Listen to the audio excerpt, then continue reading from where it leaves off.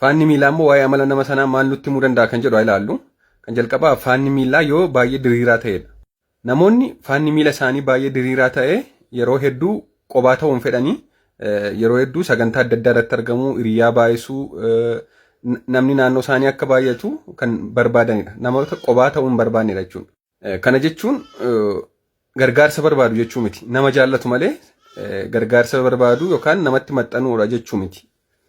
Kana malees waa'ee wantoota baay'ee hin dhiphatanis baay'ee hin yaadda'anis.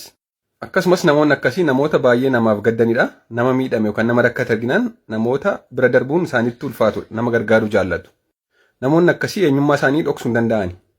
Sa'a muraasa wajjin turraan eenyummaa isaanii isa sirrii beekuu dandeessu. Of hin dhoksan jechuudha. Akkasumas dafanii miira keessa galu.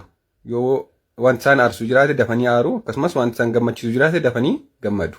Kan lammaffaan namoota koomeen miila isaanii baay'ee ol ka'aa ta'edha. Namoonni koomeen miila isaanii baay'ee ol ka'aa ta'e suura isa lammaffaa irratti argitan kana jechuudha. Namoonni akkasii yeroo hedduu of danda'uun qofaa isaanii taa'uuf jiraachuu jaallatu. Bakka namni itti baay'atutti argamuu barbaadani. Sagantaa adda addaas hedduun baay'isanii bakka wacnii fi sagaleen adda addaa baay'atus baay'een jaallatan. Yeroo hedduu waa'ee mataa isaaniidha kan isaan herregan. Waa'ee jireenya isaanii, waa'ee dhimma dhuunfaa isaanii malee waa'ee nama biraa baay'ee itti yaadanii yaadda'anis. Akkasumas namoonni akkasii nama naannoo isaanii jiru yookaan nama ta'e argine jedhanii salphaatti ittiin siiqanii salphaatti hiriyaan ta'ani.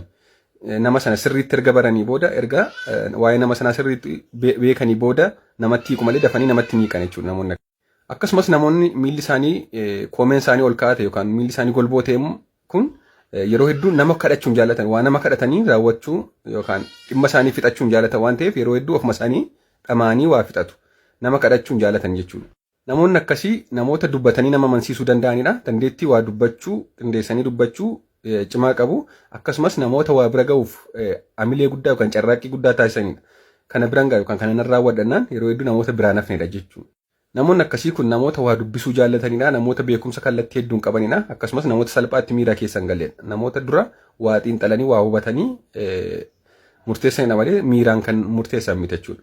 Kanneen miilli isaanii immoo gidduu kanatti argamu kan noormaalii ta'e immoo amalli isaanii kan lamaan keessaa ni qooddata. Galatooma turtii gaarii.